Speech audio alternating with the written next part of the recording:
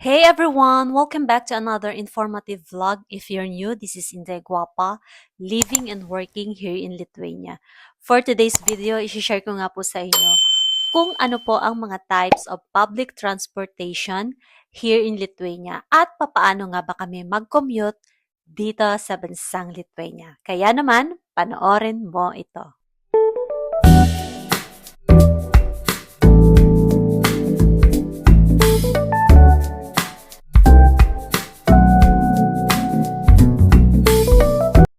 So since we are living here in a small town in Lithuania, a place called Joniskis, hindi po ito city guys ha, andito po kami sa province at since na nasa probinsya po kami, mas mababa po ang cost of living dito guys compared to other places.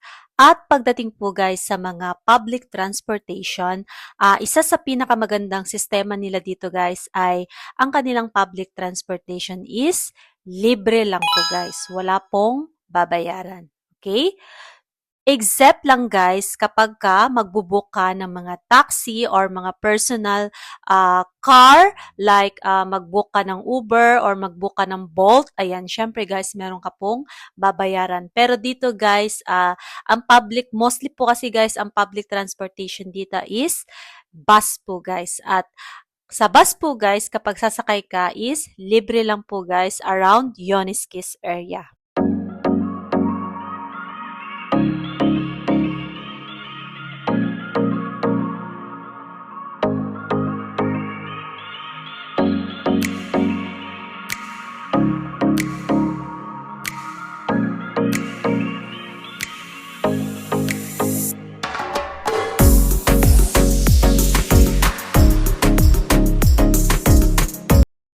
Ayan, so usually guys, kapag pupunta ka ng store, or punta ka ng wet market, or punta ka ng hospital, or pupunta ka ng ibang village, so kami po dito guys is sumasakay sa bus at wala pong bayad guys around Joniskis area guys. Okay, so yun po yung isa sa pinaka maganda dito sa bansang Lithuania. Pero mostly po guys, kami dito is since na malapit lang naman yung mga bilihan dito guys, mas pinipili din po ng iba na maglakad na lang. Kasi meron pong mga oras lang po guys ang pag-iikot ng bus.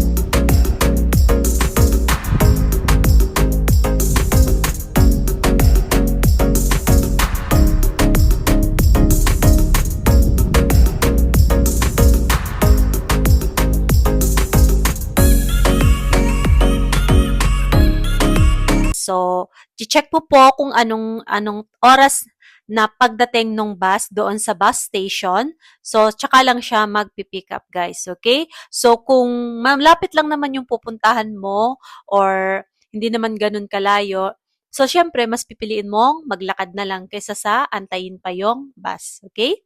So, yun po yung first option, guys. Sasakay ka ng bus at dito po is libre lang po ang pagsakay ng bus. Wala pong pamasahe kahit gaano man po yung kalayo. Basta around Joniskis area, libre lang po, guys. Okay? So, sa second option naman po, guys, sa public transportation na ginagamit namin dito is nagbo-book po kami ng taxi, Uber, or Bolt. Ayan, yan po yung mga famous or yan po yung mga kilala na app na binubook po dito guys. Pero ito guys ha, kapag ka malayo lang yung pupuntahan mo, okay? At meron din pong nakapark na mga taxi in one location here in Joniskis area. So, ito po yung mga app na yan guys. Ayan, para po sa mga papunta dito sa bansang Lithuania. Pwede rin yung pong i-download yung mga app na yan dahil useful po talaga yan guys. Lalo na kapag pupunta ka ng malalayong area, kung pupunta ka ng city. Ayan, okay? And speaking of city guys, meron din po kaming sinasakyang bus papuntang city. So dito guys, since na hindi na siya covered na around Yonisques area, so syempre pupunta ka na ng ibang lugar, kami po guys is nagbabayad na guys, okay? So ang payment po dito guys is either card or either, meron po kasi yung iba dito guys na mga Lithuanian citizen is tinatap lang nila yung kanilang cellphone at yan, nagko-connect na po guys at automatic bayad na po sila. At meron din pong cash payment, okay?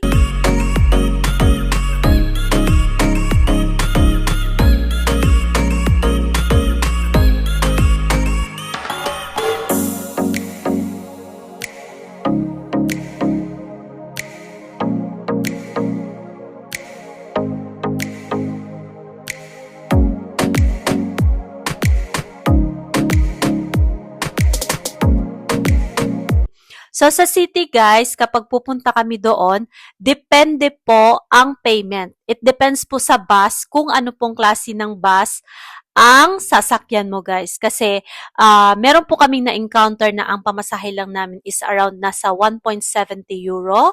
And, meron naman po guys 3 euro at meron pong 5 euro. Okay? So, depende po sa klase ng bus na iyong masakyan.